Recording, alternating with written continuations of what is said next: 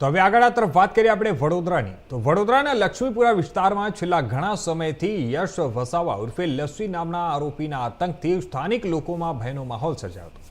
વિસ્તારના રહેવાસીઓ ત્રાહિમામ પુકારી ઉઠ્યા હતા. પરંતુ આજે લક્ષ્મીપુરા પોલીસ દ્વારા કડક કાર્યવાહી હાથ ધરવામાં આવી હતી અને પોલીસે આરોપી યશ વસાવાને જાહેર વિસ્તારમાં ફેરવી લોકોનો ભય દૂર કરવાનો પ્રયાસ કર્યો હતો.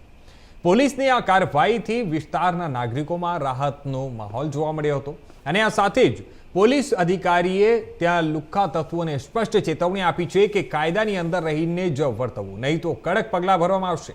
લક્ષ્મીપુરા પોલીસની આ કાર્યવાહી એક સ્પષ્ટ સંદેશ આપે છે કે ગુનાખોરી સહન કરવામાં નહીં આવશે.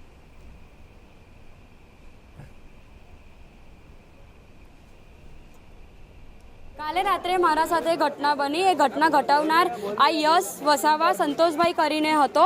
એ મને ખૂબ જ છેલ્લા 2.5 મહિનાથી હેરાન કરી રહ્યો હતો, પણ મેં મારા ફેમિલીમાં ઇન્ફોર્મ નહોતું કર્યું કેમ કે મારે ઝઘડા એ મને ટોર્ચર કરતો હતો કે તું તારા ફેમિલીમાં કહીશ ને તો હું તારા આખા ફેમિલીને ખતમ કરી દઈશ, એવી એ મને ધમકી આપી રહ્યો હતો. એટલે મેં મારી ફેમિલીમાં ઇન્ફોર્મ નહોતું કર્યું. પણ કાલે રાત્રે અમે લોકો અહીંયાથી ચાલીને જઈ રહ્યા હતા. મેં અને મારી એક બેન છે, 8 મહિનાની પ્રેગ્નન્ટ છે, અમે બે જોડે હતા. એને ડાયરેક્ટ મારા આબરૂ પર હાથ નાખ્યો અને મને જબરદસ્તી એવું કહે છે કે તું મારા સાથે રિલેશનશિપમાં આવી. હું એને ના પાડું ને ત્યારે સુધી એ મને ટોર્ચર કરે છે. અને મારી બેને મારા ખિલાફ કીધું એને કે તું મારી બેનને કેમ હેરાન કરે છે. મારી બેન 8 મહિનાની પ્રેગ્નન્ટ છે. એને ડાયરેક્ટ મારા બેનના પેટ ઉપર લાત મારી, મારી બેન પડી ગઈ. પછી અમે લોકો અહીંયાથી લક્ષ્મીપુરા પોલીસ સ્ટેશન ગયા. ત્યાં અમે અરજી નાખી.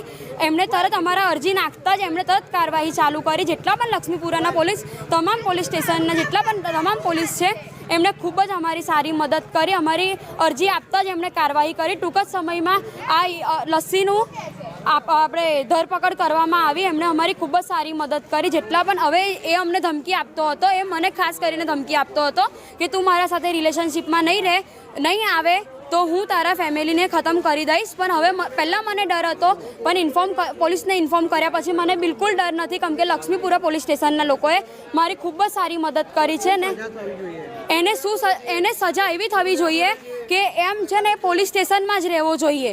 એને આખી જિંદગી એની પોલીસ સ્ટેશનમાં નીકળવી જોઈએ. જ્યારે એને બહાર આવવાની ઈચ્છા થાય ત્યારે એ વિચારે કે મેં કોઈ છોકરીના ઇજ્જત ઉપર હાથ નાખી હતી, કોઈ છોકરીના પેટ ઉપર લાત મારી હતી, આવી રીતે એને વિચારે. તો આ હતા અત્યાર સુધીના મુખ્ય સમાચારો. વધુ સમાચારો માટે જોતા રહેજો ઇન્ડિયા ન્યૂઝ ગુજરાત.